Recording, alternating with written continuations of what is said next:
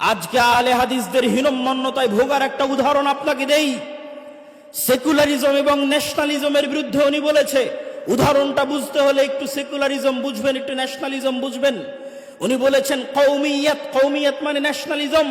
কওমিয়াতের যে মূর্তি আছে এই মূর্তি আমাদের ভেঙে দিতে হবে, ন্যাশনালিজমের যে মূর্তি আছে এই মূর্তি আমাদের ভেঙে দিতে হবে, সেকুলারিজমের যে মূর্তি আছে এই মূর্তি আমাদের ভেঙে দিতে হবে। এই সেকুলারিজম, এই ন্যাশনালিজম তাগুত এবং শিরকের কাছাকাছি মহা অন্যায় এবং মহা অপরাধ।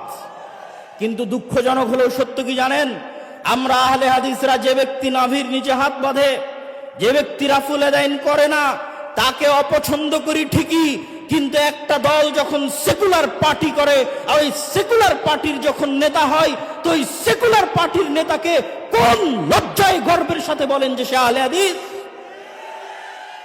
তওবা করা উচিত। একটা সেকুলার পার্টির নেতা কিভাবে আহলে হাদিস হতে পারে? আজকে আহলে হাদিসদের হীনম্মন্য মনোভাবের সবচেয়ে বড় প্রমাণ হচ্ছে কোথায় কোন ছাত্র নেতা কোথায় কে আন্দোলন করলো, তারা সেকুলার, তারা লালনবাদ, অথচ আহলে হাদিস আলেম গর্ব করে বলে যে তারা উমুক আহলে হাদিসের উমুক। নাউজুবিল্লাহি মিন যালিক। আহলে হাদিসদের এই হীনম্মন্য মনোভাব থেকে বেরিয়ে আসতে হবে। একজন আহলে হাদিস রিকশা চালক একজন সেকুলার দলের নেতার চেয়ে হাজার গুণ ভালো। একজন আহলে হাদিস মুচি এবং মজুরি একজন ন্যাশনালিস্ট দলের, সেকুলার দলের নেতার চাইতে, ছাত্র আন্দোলনের নেতার চাইতে লক্ষ কোটি গুণে ভালো।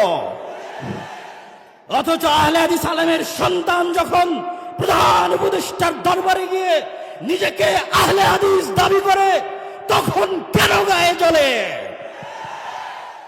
আমি কি নিজেকে আহলে হাদিস দাবি করতে পারি না? আহলে হাদিস কি ব্রাহ্মণ্যবাদ, যে নির্দিষ্ট একটা গোত্র, নির্দিষ্ট একটা দলের জন্য সীমাবদ্ধ থাকবে?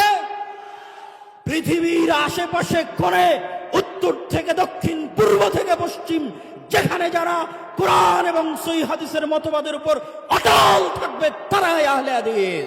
লাহে তাকবীর, লাহে তাকবীর। আব্দুর রাজ্জাক বিন ইউসুফ কোনদিন বাংলার মাটিতে শিরক এবং বিদআতের সাথে আপোষ করেনি। আব্দুর রাজ্জাক বিন